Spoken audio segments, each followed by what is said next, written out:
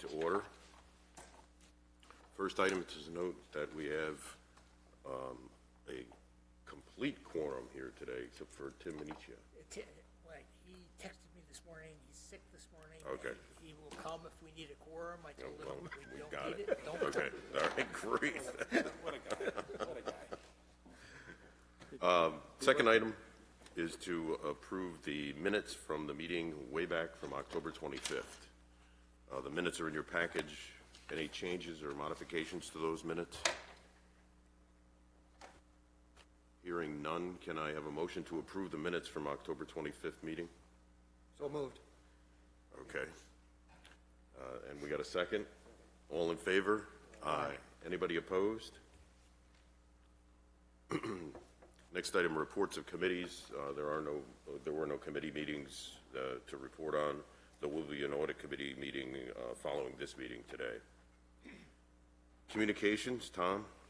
We got our annual letter from Empire State Development stating that New York State has allocated $614,000 to the Agency for Private Activity Bonds. Okay.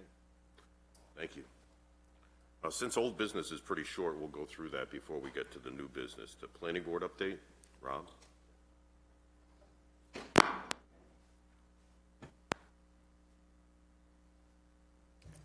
So a few updates here. The planning board continues to review the Port of Albany's generic environmental impact statement that has been under review for some time.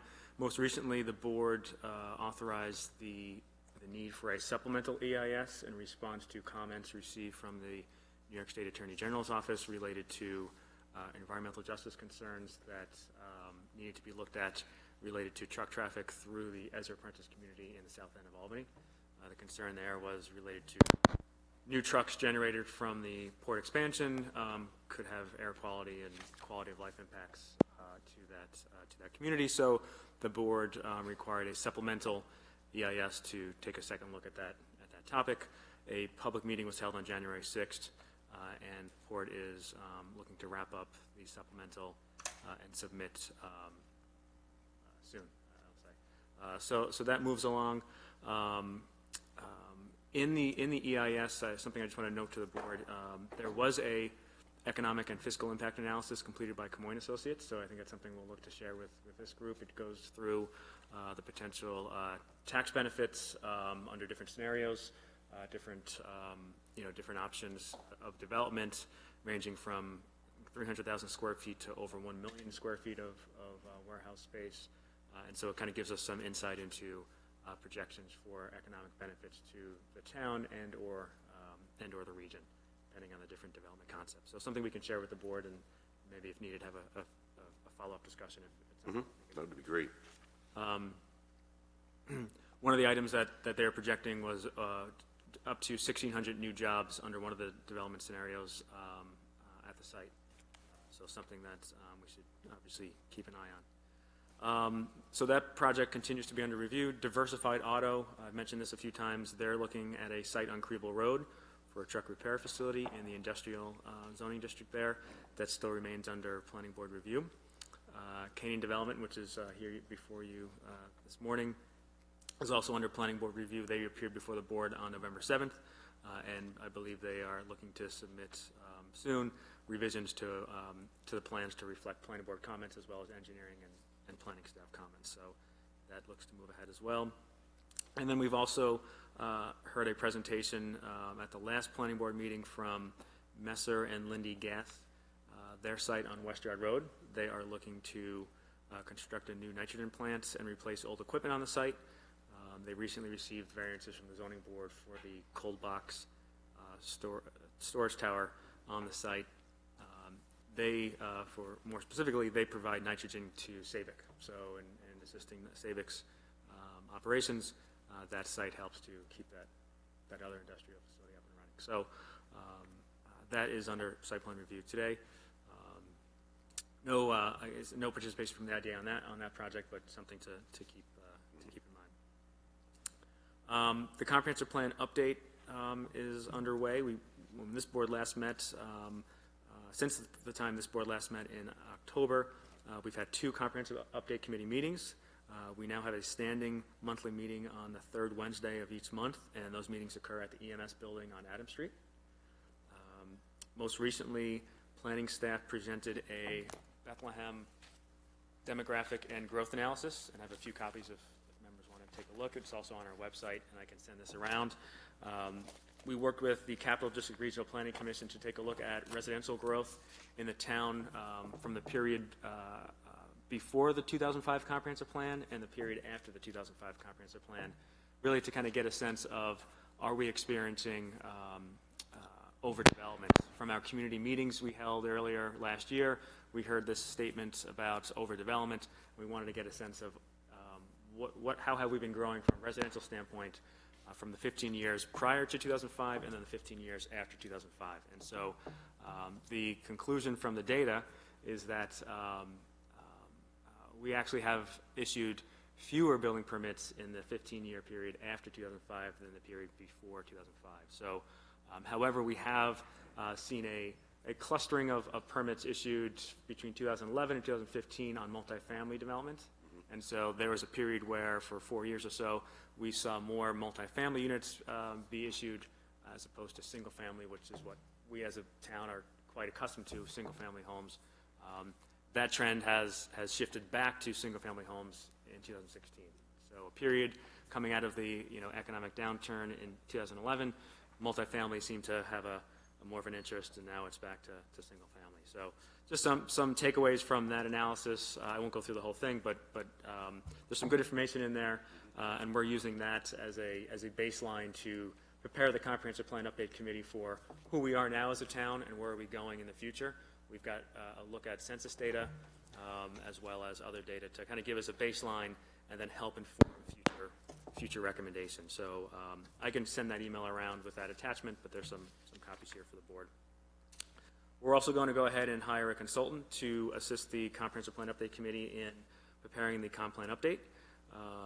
That consultant will, one of the goals that we're looking for that consultant is to have a expertise on public facilitation and gathering public input. And that kind of leads me to a discussion we had at the October meeting, which was reaching out to the development community to get a better understanding of issues, needs, concerns to help advance industrial projects in Bethlehem. I'd like to use that consultant that we're hiring for the comprehensive plan update to help facilitate that discussion with the developers. Essentially, they're going to be going out and looking to achieve feedback from the community, business owners, as well as the development community.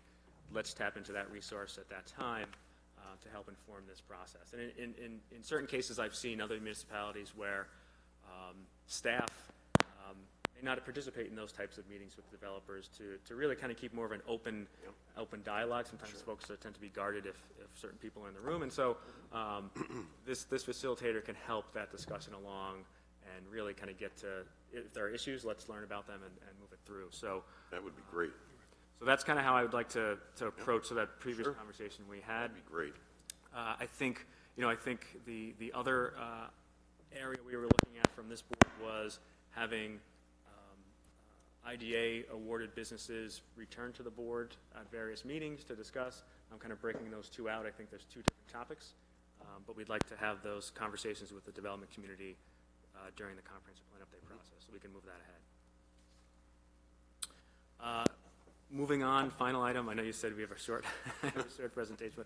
But, the annual economic development event. I've been thinking about putting a pause on that for this year. We had some previous conversations or discussions with the board about the economic development strategy, and I think Liz's time would best be served focusing on the strategy as opposed to the time spent, the countless hours spent getting the event up and running. And it's a lot of work, and I think that time for this year would be better spent on the strategy. So I'd like to pause on the event this year and continue focusing on the strategy. Okay. Thank you. Liz?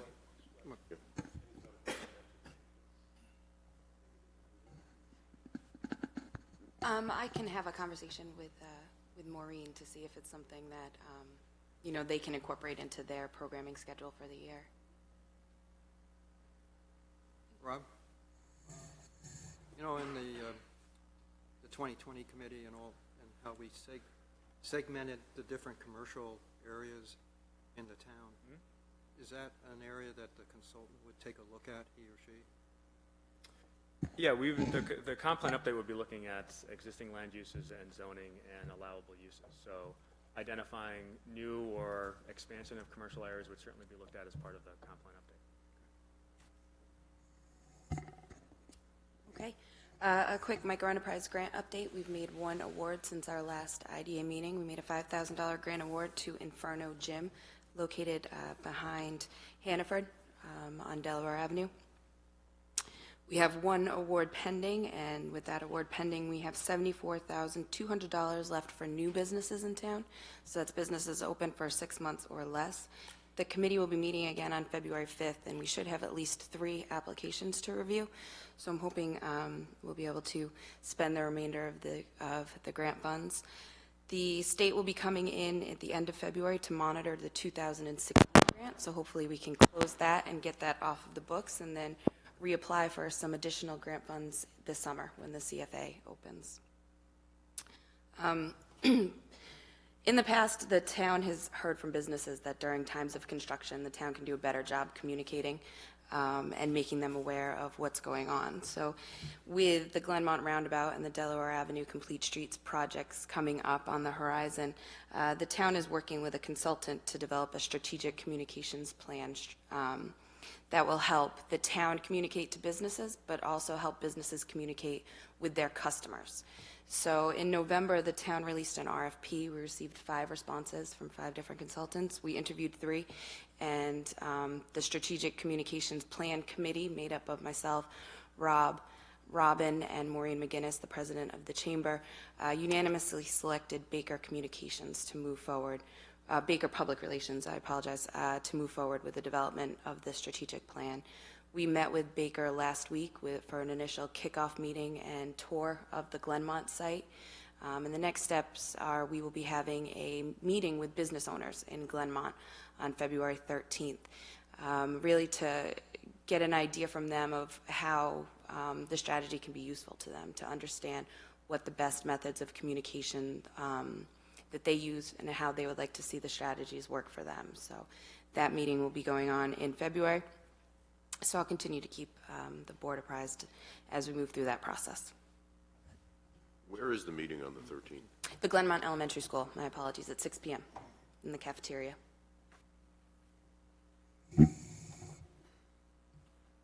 Okay, thank you, Liz. Tom, Columbia 15.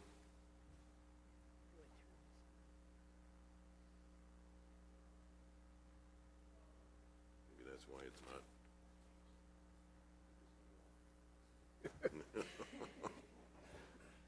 So there is nothing new on Columbia 15, but I think, we've got to look at whether we continue this as an open project. Right. It's been 7 or 8 years since we granted financial assistance to this project. We've treated it as an open project throughout that time. Mm-hmm. It doesn't look like Right. there is nothing in the pipeline, so far as I know. Okay, we should take it off and just, How about Pioneer foreclosure? I just wanted, Deborah is on the other side of this. Do you want to say anything about it? Pardon? Okay. But you're still trying? Okay. The Pioneer foreclosure? Pioneer foreclosure. The foreclosure is going very slowly, hasn't gotten to the actual sale stage. We got a copy of a draft proposed referee's report of sale that said that the amount due Pioneer from Monolith was $1,415,000 as of November 21, 2019. I also sent you the Business Review article that says that Monolith owes Key $6 million. I would say at this point, I would like to terminate the engagement with Hodgson to monitoring this case, because we're essentially finished with this. Right. We've terminated everything. Right. Now it's just Waiting. news, which we're going to receive by the Albany Business Review or the Times Union. Okay. Well, then we'll move forward with, So yeah, we would stop terminating. paying Yep. Hudson to, yeah, I agree. okay. Is that it? Yeah, so I mean, you can see that it looks to me like Monolith is financially insolvent. Okay, moving on to new business. We have an application from Cannon Development LLC, Burt Crane and Rigging. Deborah, you want to make a short presentation? You want to answer questions? Yep. I think you have to turn it on.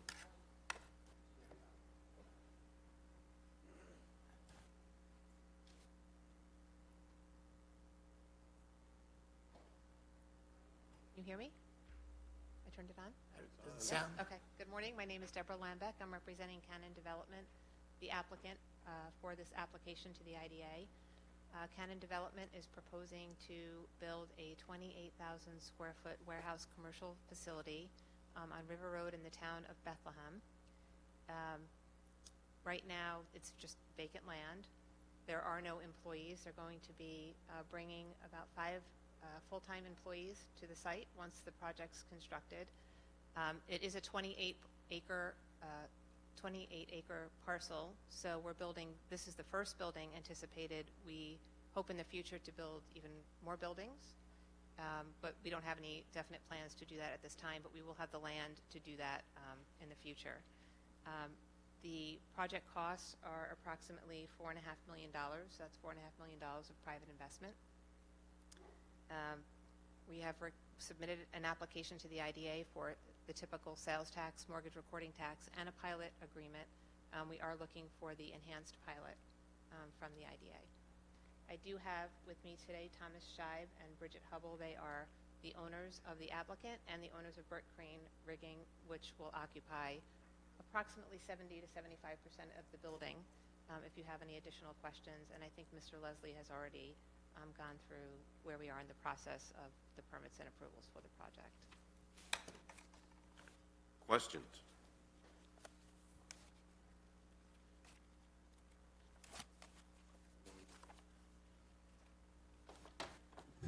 I do have one general question. Just looking at some of the information that you provided,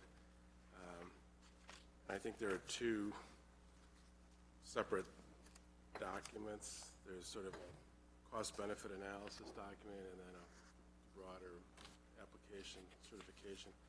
And some of the numbers don't appear to be the same. I'm just wondering if one was more recent and more of an update, or why there would be some inconsistencies in some of the. I will take a look at that. The numbers should be the same. Okay, I'm just to give you an example, on your project fiscal and economic impact analysis document that was provided, which is like a 4-page document, the BIDA Enhanced Tax Abatement Program Evaluation Criteria Form. On page 3, you talk about, for example, total land-related costs of $290,000. But on page 37, I think, of the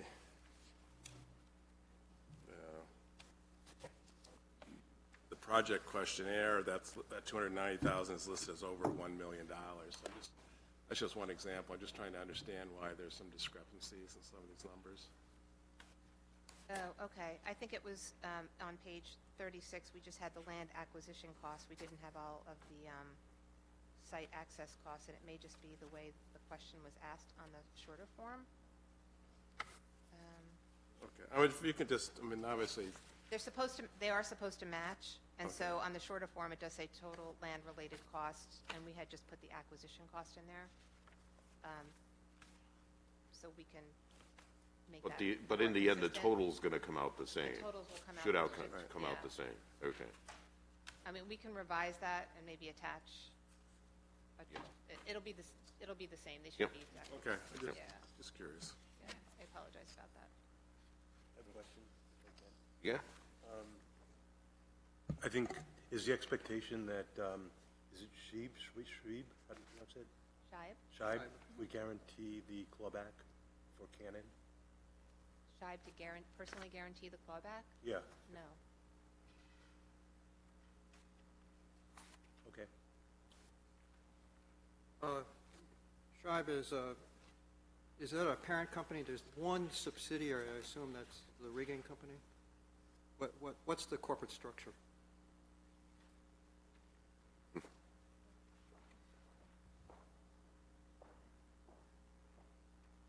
Shibe Corporation is the parent company. We are doing business as Burt Crane and Rigging, and Cannon Development is a subsidiary of Shibe. What's the name of the subsidiary? Cannon Development? It's Oh, the Canon, applicant. okay. The applicant. Do you have consolidating statements? I presented them this afternoon, or this morning, I'm sorry. This is consolidated. He's asking for a schedule that takes the individual entities and pulls them together into the consolidated numbers. But on page 6, there's a capsule, so I think you can glean enough on that footnote 2 on Canon.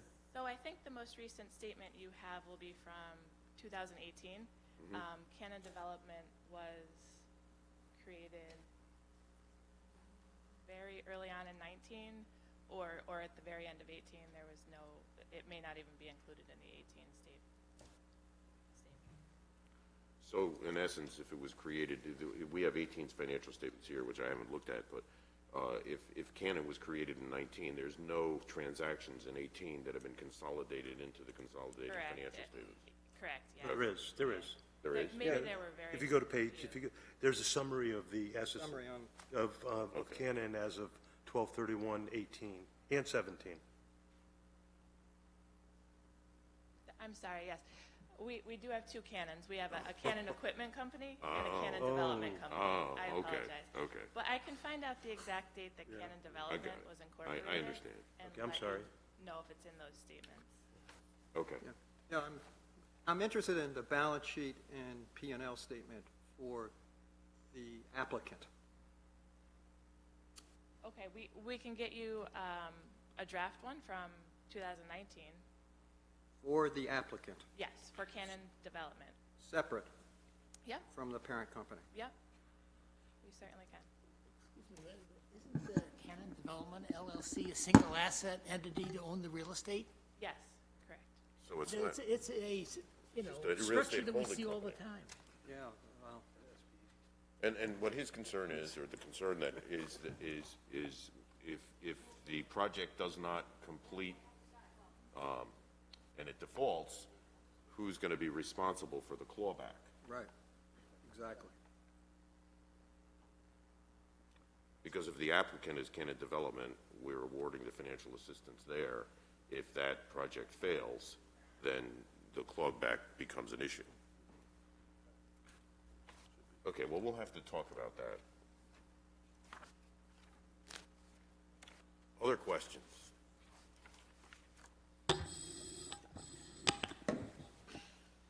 Thank you. There are a number of things just on the face of it that are certainly likable about this project.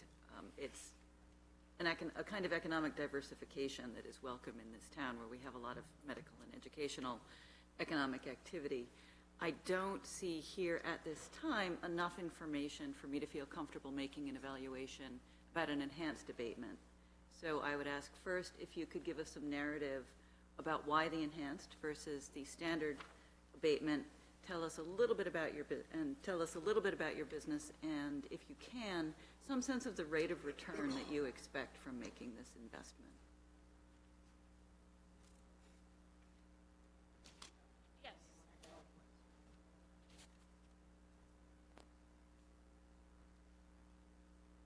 So our principal business is a crane and rigging company, so we do work with anybody from a homeowner putting trusses on their garages to New York State DOT, to any of the gas facilities, Lindy, Praxair, Airgas, rigging their large tanks, cold boxes I heard you mention.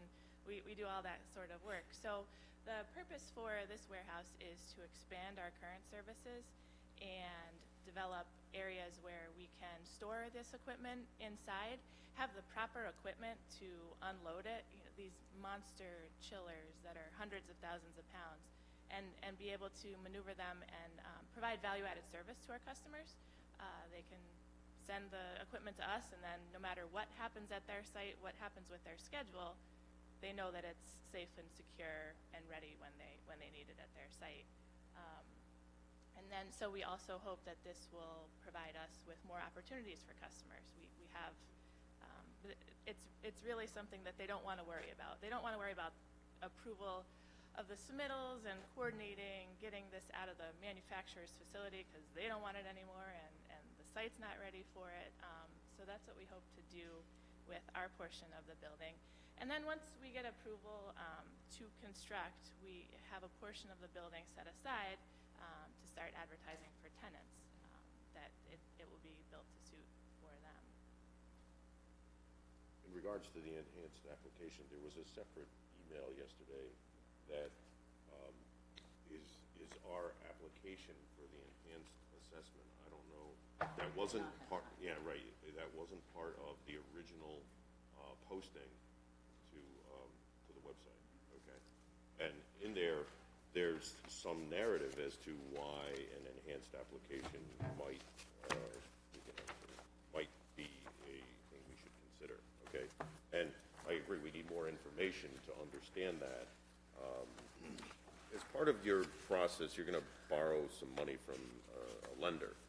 Are they going to ask you, or have they asked you for projections as to, or a forecast about the future so that they can see whether or not you'll be able to repay the debt?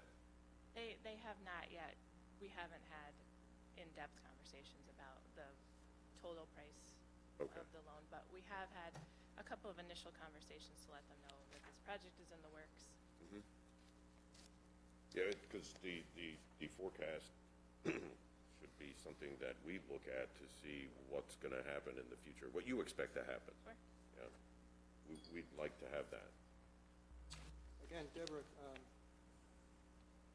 the financial statements that you've shared with us, which I understand we have to return, and it's confidential, only is consolidated with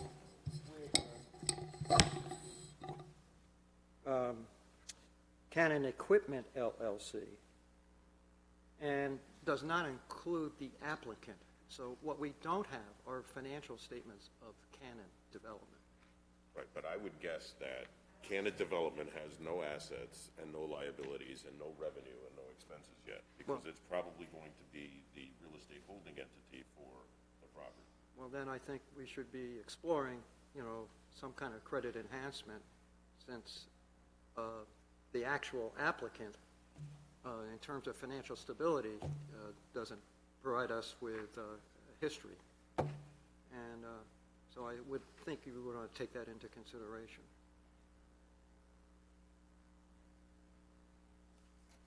Other questions? Bridget, would you say something about the future? The application for enhanced abatement says the applicant is also forecasting additional development in the future? Yeah, absolutely.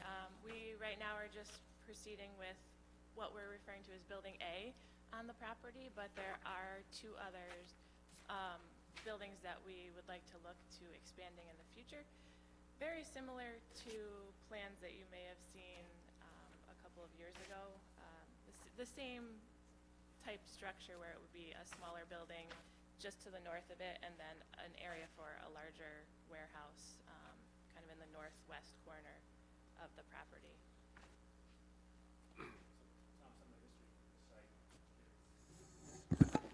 The town board issued a master plan approval, as Bridget alluded to, for 3 buildings on the site. This is Building A. Building B and C are approved in a master plan level.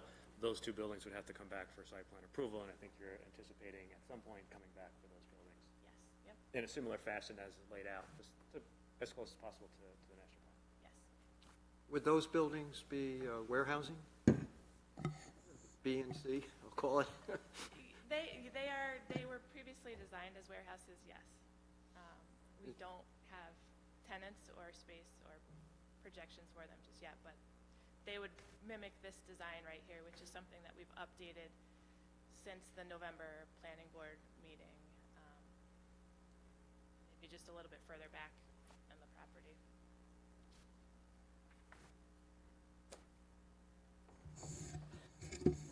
Can I just ask what your timeframes are? When do you anticipate, assuming things move as quickly as you'd like, when you would start construction, when you would expect this first phase to be completed and you would be moving in and things like that? Yes, as soon as possible. So we are anticipating a 6 to 8 month construction duration, and we are just waiting for a couple of responses from our engineers to answer the last planning board meeting comments so that we can resubmit, and as soon as we can get planning board approval, we can proceed with the final purchase and construction as soon as possible. And Rob, is that planning approval contingent on anything that we do as an IDA? Yes, it is, because they're going to make the secret determination, and we can't make a final determination Right. until they make their secret Okay. determination. Just a question about some of the numbers in the application. On page 27 of the application, it shows the benefits that you are asking for. And then on page 43, it lists the percentages used, like the sales tax rate is 8.25%, and the mortgage tax rate is 0.75%.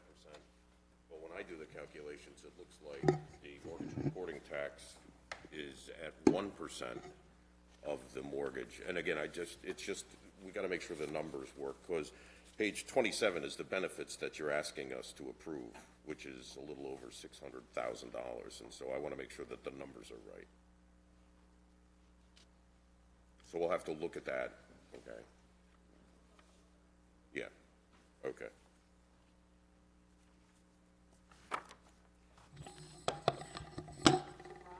What's the planning board schedule?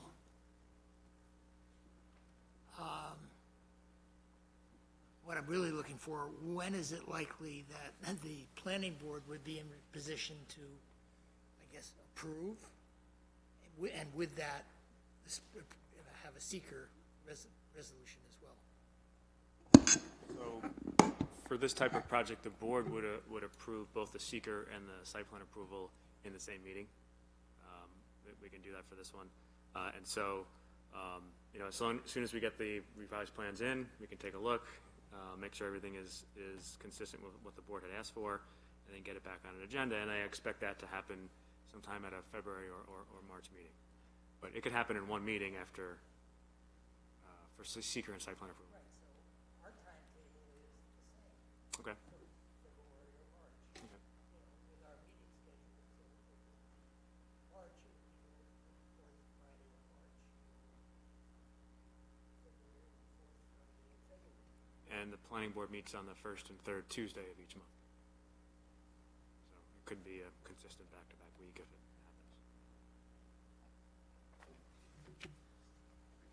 Thank you. I would like to offer Bridget the opportunity to give us a verbal summary of the justification for the enhanced abatement. We do have it on paper. We are webcast. People are interested in the information around the project for this. And if you would give us your sense of why this would merit the additional.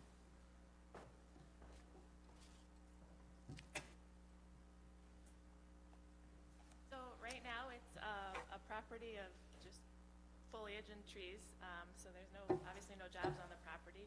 We anticipate creating 5 full-time jobs with salaries ranging from $50,000 to $100,000.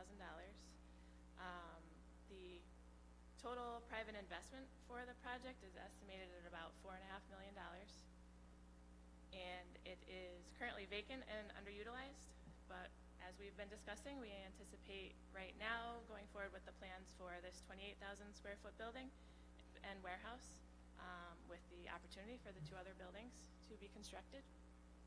It complies with the town comprehensive plan per the approval in 2016. We've attached a little bit of details to the back of this application, but an excerpt from the meeting is as follows. The project is in conformance with the Town of Bethlehem Comprehensive Plan as adopted in August 2005. The comprehensive plan recommendations map identified the project site as an area where mixed-use light industry, office, and technology development should be focused. As such, in 2006, the site was zoned for mixed economic development. A one-year extension for master plan approval was granted on August 14th, 2019 by the town board. One of the questions was asked to explain the consistency with regional target industries. The applicant, our industry is primarily industrial and commercial construction, so we definitely fit well with the customers and the tenants up and down River Road. We work with them and we work for them and they work for us. And while the seventh criteria was the business development that promotes economic diversification. So a portion of our warehouse, like we mentioned, is vacant at the moment, then will be built to suit, and that could be really one tenant or multiple, and it could vary from a small HVAC contractor to any nationwide corporation that might be coming in the area and need some storage for a project that they're working on. Thank you. And Liz, isn't warehousing something that we've been in need of in the town of Bethlehem? Yes. Yeah, absolutely. Okay. What do you estimate the cost to develop building, I'll call it building B and building C? I don't have those with me at the moment. Do you remember? I don't. So building B would be similar size, and building C up to 80,000 square feet.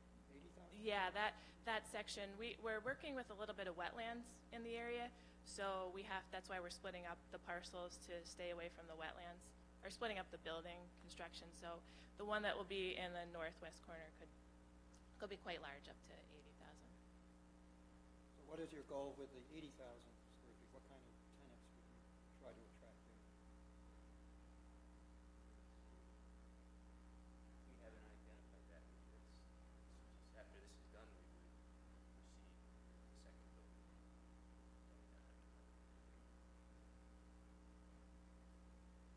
Okay. Go ahead. Yeah, you go ahead.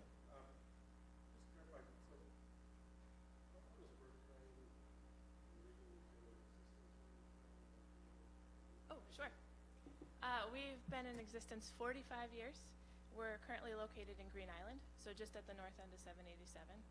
And we have about 8 acres there of land. We have a shop that we do a little bit of maintenance in, but we just don't have the warehouse space there.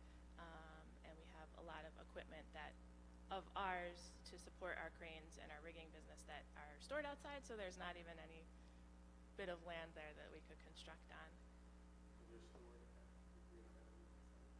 Yes, our equipment, yep.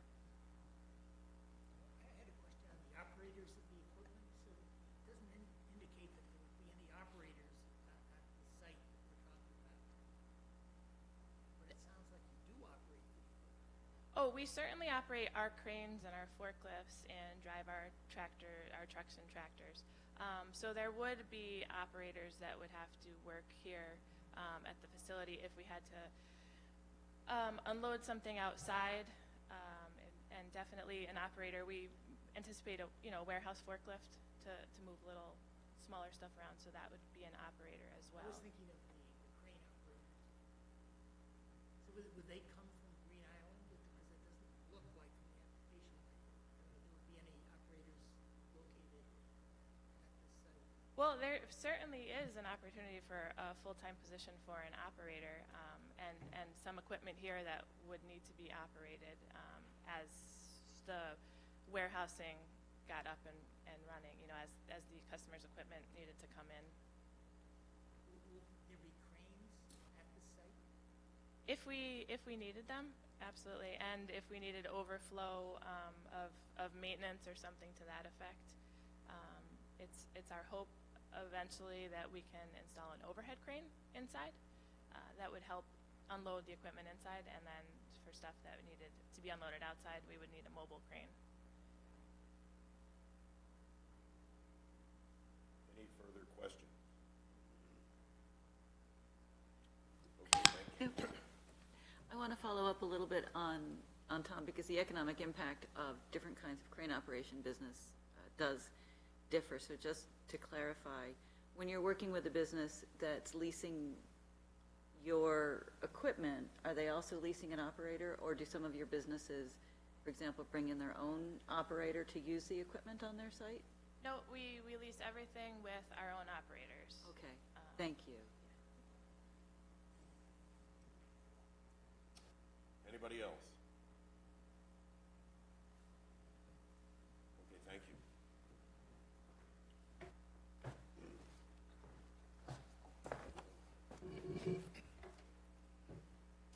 So what normally we do at this point is determine whether or not to move forward on the application and schedule a public hearing. We got some cleanup of the documents to do so that we can have the public hearing. The time frame for notification of the public hearing is how much time? 10 days. 10 days. 10 calendar days. 10 calendar days, okay. So we should schedule a public hearing at this point, but given, I don't know if we have to wait for the planning board to decide, or should we schedule it now? We should do it now? Well, I think that would move it along. You don't have to wait for Right. the plan. You have to wait for you can't vote on a granting financial assistance until the planning board is, Right. but you can move the process along. We can have the hearing. I assume that we would have the hearing and then wait for the planning board to make its determination. Then we would bring it up at the next meeting. regular Right. meeting Right. for consideration of financial assistance. And our next meeting is February 28th, and then the meeting after that is, what's the date in March? Do you have it? But it's going to be should be the 27th. We haven't posted it yet Right, because at the because next we- meeting, we're right, I going to know. determine the schedule for the rest of I know. 2020. Okay, but It would be the 27th. the 27th of March, okay. So we should have information from the planning board by the 27th of March, given what you told us, Rob, most likely, right? Okay. So we should schedule the public hearing, and we have to look at our calendars to figure out when to do that. So if we need 10 days, we could do it, And, excuse me, Chair, I would keep in mind that the public notice needs to be posted in the newspaper 10 days before the public hearing. Right. And the local newspapers generally require 5 or 6 days in advance to receive the notice.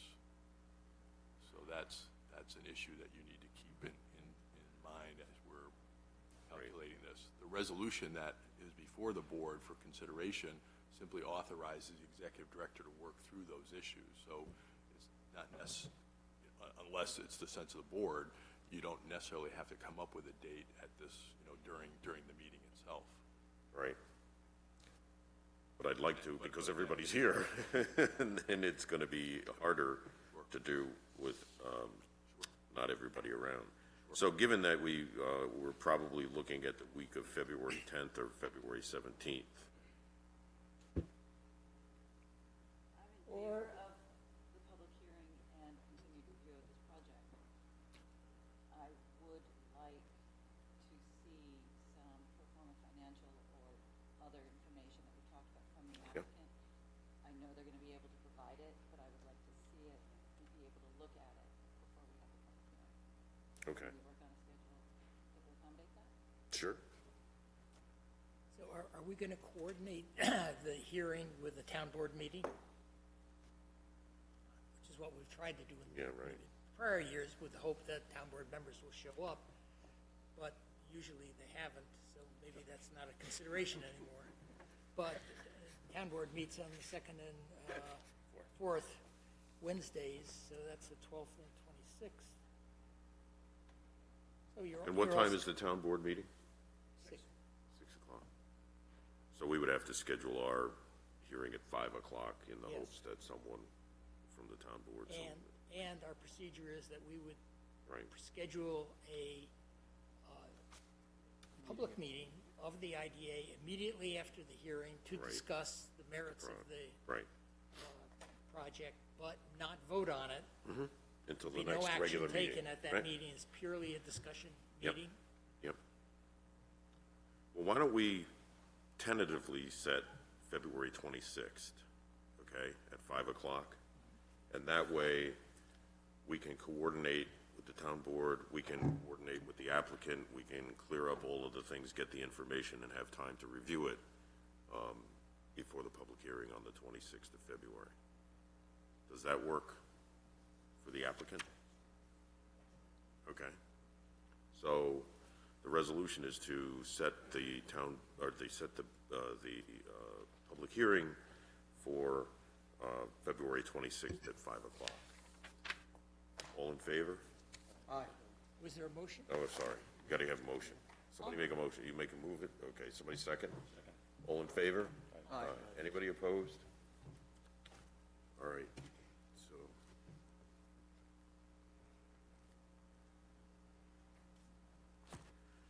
Thank you. So that was Victoria and Tim? who Yeah. made the- And we'll formalize all of the things that we need to get cleared up so that you have a clear idea of what we want, okay? Yep.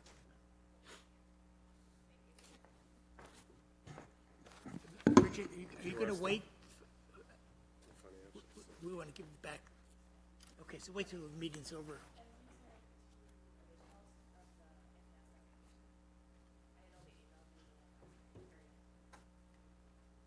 Okay. Right, so if someone didn't print it out or doesn't have it, we have copies. Oh, well, this is for The enhanced, the hot file. This is for Robin, okay. paper copy. Oh, okay. Oh, gotcha. There are extra copies here. Okay, moving on. The next item under new business, CPI Bethlehem. This is a sale transfer from one owner to another. So this is Evan Oh, Felicia. Evan's here. Okay. Evan is here as a representative. I actually represent both owners. So the transaction is really, it's not an arm's length transaction. We're contributing the property to a fund, and it's a type of refinance where it's going to go on cross-collateralized debt across a couple properties instead of being a single debt property now. So we're selling the building to ourselves, essentially. It's not an arm's length sale, so we would like to retain the IDA that was, I guess, previously attached to the property. We'd like to retain.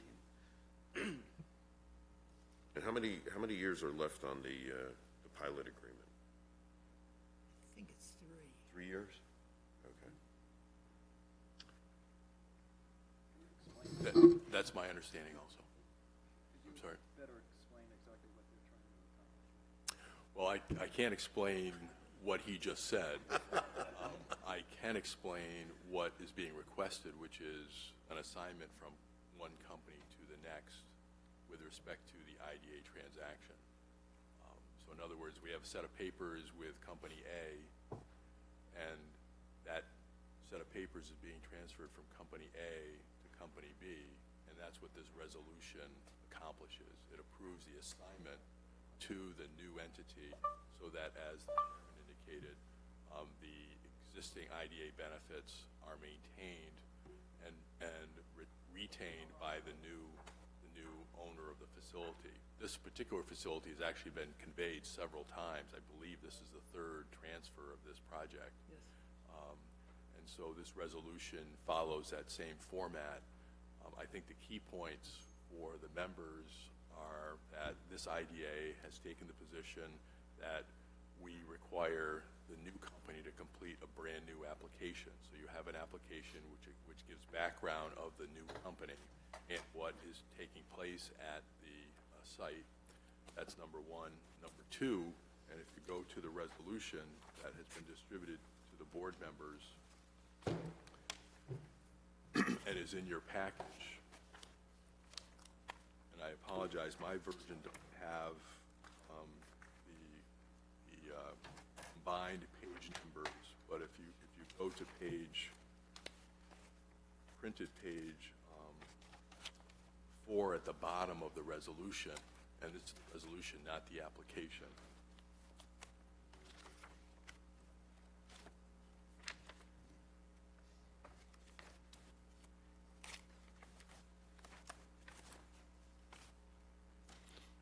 So you're on the resolution, and then you go to printed page 4 of the resolution.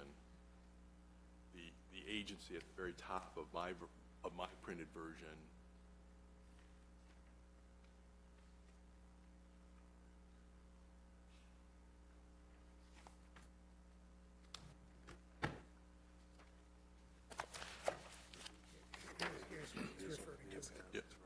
Yep. So this is page 1, okay, and then page 4 indicates that there's no additional benefits being granted as part of this transfer. The last point that I wanted to highlight is in section 2 of the resolution, there's a whole litany of conditions that need to be complied with before the assignment takes place. That puts some responsibilities on the part of staff and council to make sure that, among other things, the applicant is in compliance with the existing pilot agreement, namely all payments have been made. Number 2, that employment filings have been made, and that in general the documents have been and continue to be satisfied by way of the obligations of the company under those documents. So again, stepping back for a second, this is an assignment from one company to the second. We've done that several times. There's no new benefits being granted, and we make sure that that everything is copacetic with respect to the status of the project as it stands now with respect to the obligations of the project applicant. And with that, I'll open it up for any comments or questions. So we're in the same position as we were before, just a new owner, that's all that's happening? Absolutely. No new benefits? No new benefits, the same project, it's simply a different owner. Yep. Correct. So, based on that explanation, there's a resolution there. Can I get a motion to move that resolution forward? I just have a quick question. Sure. My understanding is that the new owner is the same as the current owner. Yeah, it's not a new one. So it's not a new owner. So I'm naive here. Can you explain why this transaction is necessary? To refinance the property, okay, so you buy a building and you typically put just like a loan from one bank on it, right? And then that building operates.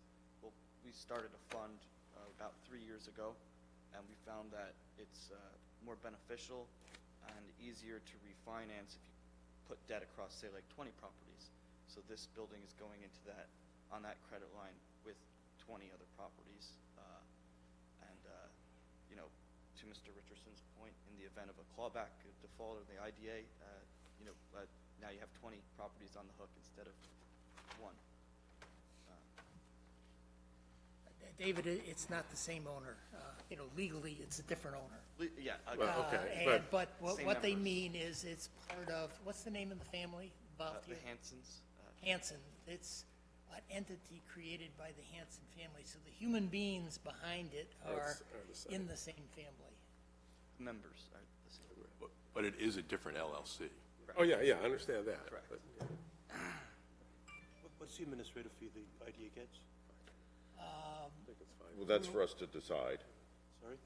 It's for us to decide. Okay, fine. Last good- time we good did, answer. the Hansons have done this a number of times because their entities are the owner of 11 Vista Boulevard and 12 Vista Boulevard. One is the Berkshire Bank Building, the other is the Sefcu Building.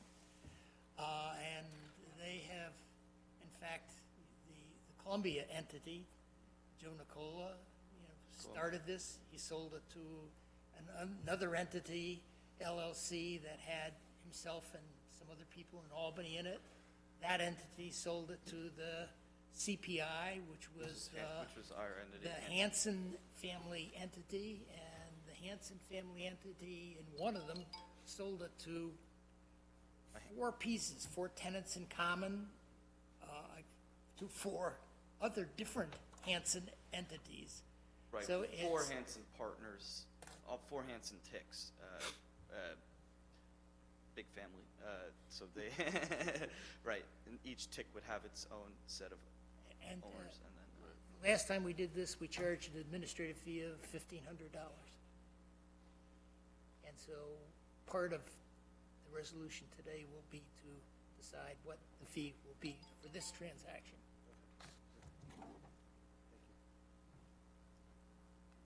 So where were we? We have a resolution to move this forward, and can I get a motion to move that forward? All in favor? Aye. Anybody opposed?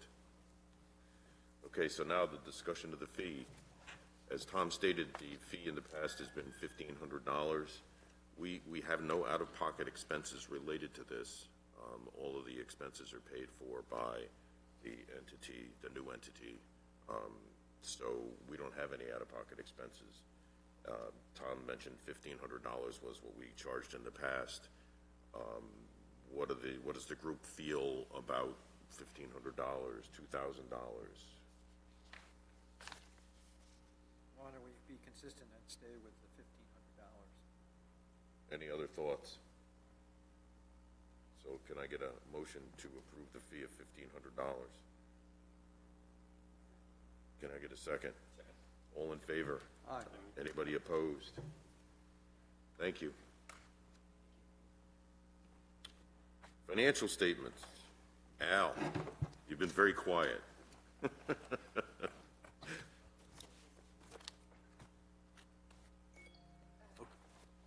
You have in your packet the financial statements for the year ended December 31st, 2019.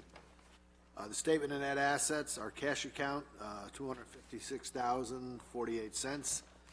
CD and Trustco Bank of $200,000, giving us total cash of $456,000.48. We had a fee receivable at the end of the year of $9,850. So we have total current assets and total assets of $465,850.48. We had no liabilities at the end of the year. Mike Cohen is good about getting me the final bill for reimbursement to the town for all the expenses, and I cut that check right at the end of the year. So our net assets at the end of the year are $465,850.48. Statement of revenue and expenses, total income for the year was $68,740.78.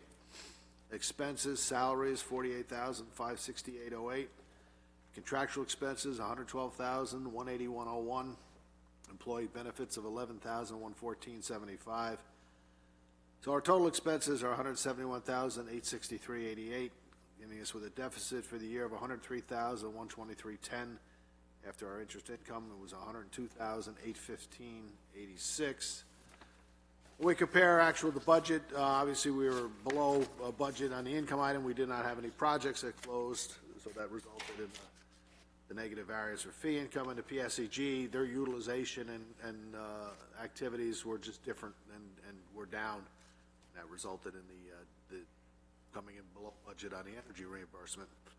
On the expense side, our contractual expenses were a little bit higher, primarily related to unexpected costs for legal fees related to the monolith proceedings. And employee benefits are actually a little below what we had budgeted. So our expenses altogether were about $4,595.88 above what we expected. And for the year, of course, we're $64,000 off of what we expected, and most of that is related to the absence of a project. Are there any other questions on the statements? Alan, the financial statements, it looks like you've got the $200,000 into CDs now. Yes, When did that happen? right at the end of the year. Okay. I had to wait till all the kerfuffle with the bank. Yeah, right.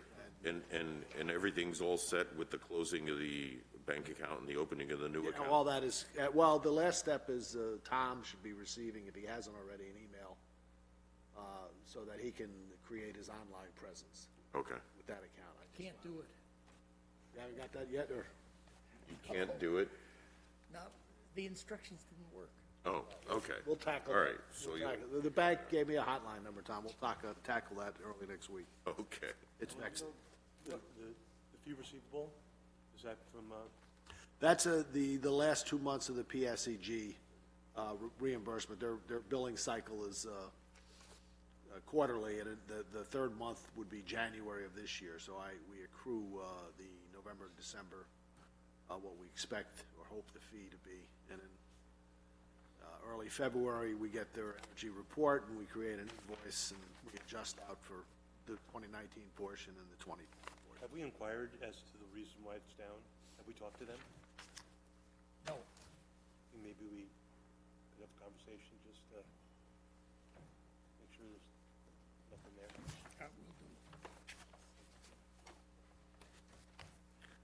Okay, thanks, Al. Moving on. The 2019 operations and accomplishments. Well, this is an annual report required by statute, and I'm presenting it for your approval. Right. Are there any questions about any of the operations and accomplishments that are in that two-page report?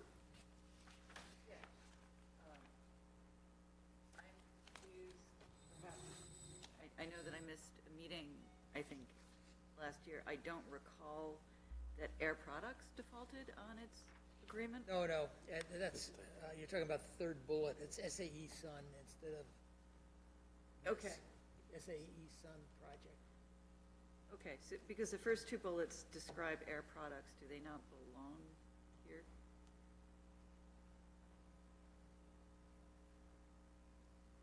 Well, I'm trying to, Air Products isn't done yet. Okay, Because they're going to, we had to agree in advance with a document that it could be conveyed to East Coast Nitrogen Company LLC. As far as I know, that hasn't happened. I think maybe to address your comment, simply would be just in that third bullet, the first line, say, instead of the company, just puts, identify. Yeah, I will do that. Yeah, that would make that easy. right, so there's no concerns connection to the with first Air one. Products at all? Good, thank you. Thank you. I didn't think there was, so thank you for clarifying.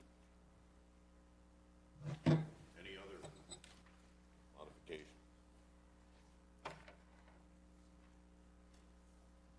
So can I get a motion to approve the operations and accomplishments report?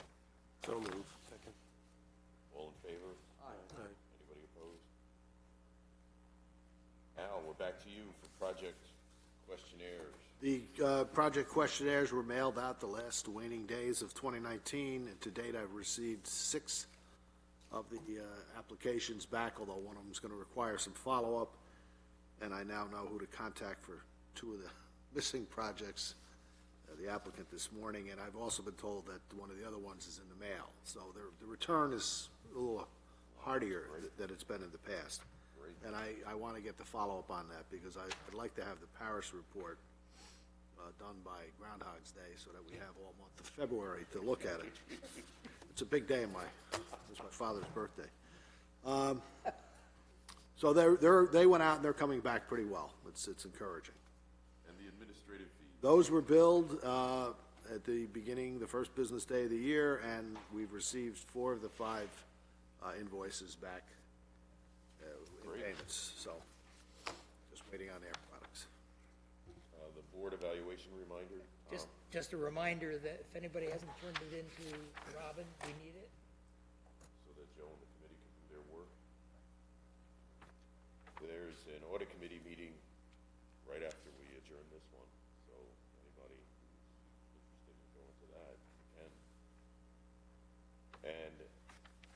February 28th, 8 o'clock. We'll be here again for our February meeting. That is the February regular meeting and the annual meeting where we adopt all of the administrative resolutions and so on. So we'll see you all then. Can I have a motion to adjourn? Before you do, can I just make a? Sure. Can I go back to the application? And I just, Okay. okay, I just think we should, in my opinion, that we should have Shive be a guarantor as a condition of going forward. That's my personal opinion.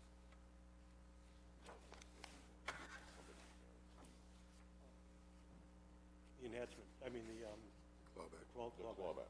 I mean, just, Well, yeah, we should make them a party to the agreement somehow. You can certainly do that. I mean, my suggestion would be to have this level of discussion following the public hearing when you go through the detail. One thought you might take into account is what is the bank requiring in connection with the bank financing? If the bank financing is requiring personal guarantees, certainly makes your position stronger with respect to leverage and negotiation position. But again, I think this is certainly an issue that's legitimate, but you know, when and where you discuss it is up to the board. But that would be my suggestion. Well, I I mean, think the natural place to discuss it is at the discussion meeting following the hearing. And again, when we make the final resolution, because then we'll be making the decision. But certainly it will come up at the discussion meeting. okay, I understand. I just, I asked the question to them, and I just think that maybe they should know how, if we do feel that way, they should know upfront how we feel. So we don't have to go down that road. If they say, no, we're not gonna do it, then we can make a decision. That's just. So, I mean, you're looking for a decision today. Well, not today. I think we should let it be known that that's. That's one of the things Is that the we're word we're going to talking want. Yeah, Okay. Yeah, we can do that, sure. if you agree, I mean. Yeah, no, I think we all agree, based on some of the things that have happened in the past, that we need to figure out some way to ensure the ability to do the clawback. Correct. And get something from it. Tom, given the conversation this morning, would there be a letter or some kind of memo or document that went back to the applicant expressing some of the things that we discussed today, so that they can, for example, definitely we need to look at the financial statement of Ken and the applicant, because that will, I think, indicate that we need some kind of clawback guarantee by either the parent or one operating subsidiary of the parent. We know there isn't a financial statement of the applicant. There has to. That we will get a financial But I statement. think It'll be isn't- internally prepared, because no one will have audited or reviewed it or compiled it. It's going to be, because there's relatively little in that entity, I'm guessing. Am I correct assuming that Canon is gonna lease it to Shive? Right. Right, So Shive is really the operator. Absolutely. right, it's not without a doubt. Shibe, it's going to be Bert Because Crane that's a and DBA. Rigging. Shive doing business Shive as- is Bert Crane, they're the same, I believe. They are. Yeah. Yeah, well, I mean, Yeah. they're the owners of it, but that's the operating company is Bert Crane. Yeah, which is a DBA of Shive. It's not a DBA, thing, says but so. anyway, It it's says here, so. neither here nor there. It is. But that's something, all of Vista is set up in this structure. I understand. You think Joe Nicola has guaranteed anything? No, they're set up as single asset entities, so when bankruptcy occurs, Correct. they can't get everything else. Okay, with that, So, but, Go ahead. usually we don't write a letter, and what's being asked is ambiguous to me. we will talk about it after the meeting, and we will craft a communication to the applicant as to what we need changed, modified, and what we would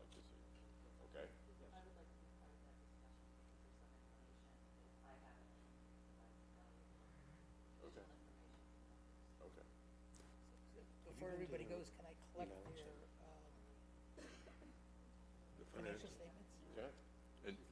And Chair, if I may, what I try to do at these meetings is bring outside information to the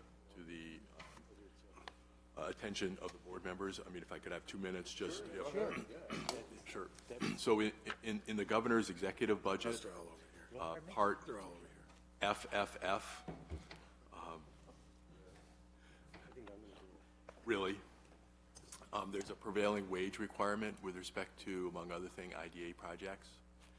And the highlight at the 50,000-foot level is that on projects where there is public funds in an amount at least equal to 30% of the total construction costs, there'll be a requirement for prevailing wages paid with respect to the construction contracts entered into in connection with that IDA project. There is a floor on the project that will be affected by that, and the floor is $5 million. So if you're a project of over $5 million, you're potentially subject to this requirement. There's a number of exceptions, including exceptions for certain public housing projects. And the last item that I want to point out is that and this is something that we haven't seen in the past with respect to the prevailing wage issue, is that there is a public subsidy board being created at the state level to review these issues on an ongoing basis, with the board being appointed by the governor with the recommendation of various governmental entities, including the President of the Senate, Speaker of the Assembly, et cetera, and they will weigh in on reviewing those levels, the $5 million level, the 30% level. It's really unclear what other actions that they will be taking, but that's something new that we haven't seen in the past with respect to the prevailing wage issue that has been kind of an annual point of discussion in the legislature. So I'm just bringing that to your attention. The other interesting element to this is that these provisions become effective July of, let me try to get this right, it's July of 2021. So it's not a this year provision, which is also different than what they've done in the past. So I'm just bringing this to your attention, something to keep an eye on as the legislative session moves along, and the board may or may not want to take positions with respect to this, or at a minimum, I would obviously recommend monitoring it. Joe, is it likely that that financial assistance, the exemptions that we grant, would ever amount to 30% of the cost of the construction? Well, just the project today is it was $600,000. Well, let's assume that the project met the $5 million threshold. The project today was $600,000 of 4.8 million, right? So 30% is 100. It's 360. So this would meet that then, right? Am I doing the math right? So why don't you take 30%? Project, Right. so that would be $1.5 million. Yeah, that's what I'm. Okay, so it wouldn't meet. Yeah. Okay, so I'm not doing the math quickly. I'm doing the math quickly, not accurately. My sense is from doing this over the years is that it would unlikely that Right. we'd have to have a really big project, but And a real big amount of assistance for that project. Yeah, I haven't done that second part of the analysis. I know that housing projects where there's long, extensive pilot agreements, they would quite easily meet that threshold. Joe, you gave us an update in October. All kinds of things. Is there any changes or what's happened since? Well, the live streaming obviously is, and you're doing that. And I don't have my memo in front of me, Joe. The one, I was going to comment on that, but the prevailing wage issue prevailed upon me to put that above it Right. in the order of priority.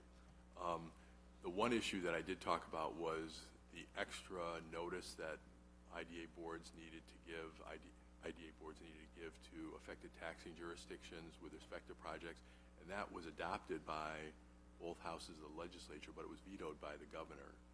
And so that's not an additional requirement, which I think is good because it's duplicative. But other than that, there wasn't anything else of note that I wanted to mention to you. Thank you.